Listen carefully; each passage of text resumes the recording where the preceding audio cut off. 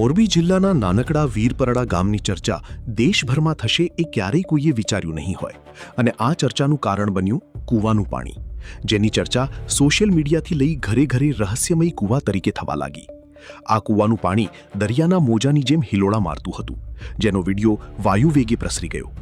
જિલ્લા વહીવટીતંત્ર અને નિષ્ણાંતો સહિતની જુદી જુદી ટીમોએ આવું કેમ થાય છે તેનું કારણ જાણવાના પ્રયાસ કર્યા.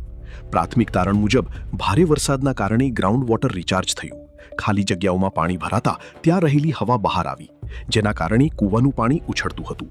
વીરપરડા ગામે જે વેલનો ઇન્સિડન્ટ છે એ બાબતે સૌથી પહેલાં તો જિલ્લા કચેરી દ્વારા તપાસ કરવામાં આવી હતી. ત્યારબાદ ગ્રાઉન્ડ વોટર ડિવિઝન રાજકોટથી પણ તપાસ કરવામાં આવી હતી. ગઈકાલે જિયોલોજિકલ સર્વે ઓફ ઇન્ડિયા ગાંધીનગરની ટીમ દ્વારા પણ સાયન્ટિસ્ટ આવેલા હતા. એ લોકોએ ઇન્વેસ્ટિગેશન કર્યું છે.